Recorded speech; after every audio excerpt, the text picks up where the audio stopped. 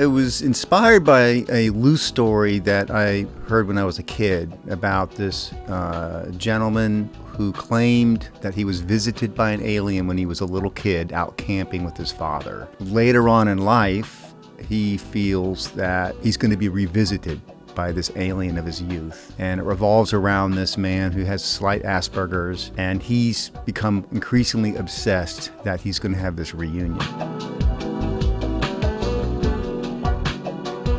I've always liked stories that sort of focus on character, and even with Blair Witch, it's really about a character study of these people sort of losing their minds and what happens, in the woods under such a duress. So this is less intense than Blair Witch. It's not really designed to be a horror movie, but it is a character study of this man, this perception that we have of people that are, maybe neurodivergent or have Asperger's. They have certain qualities that we may not understand, and how it affects his family. And that's, I always found kind of fascinating to me. So the whole idea that there's an extraterrestrial is kind of in the background.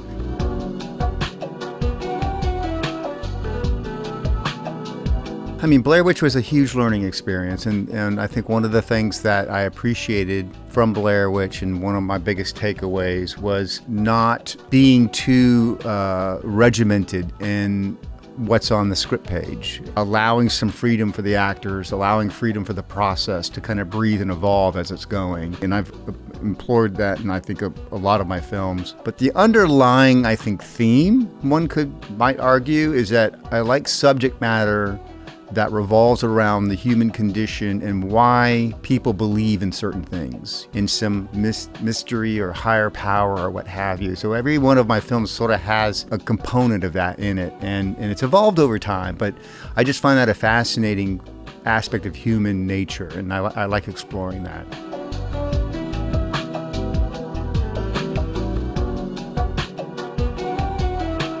I grew up in the late 70s and early 80s, and Bigfoot was a thing back then, and UFO. I had a UFO club.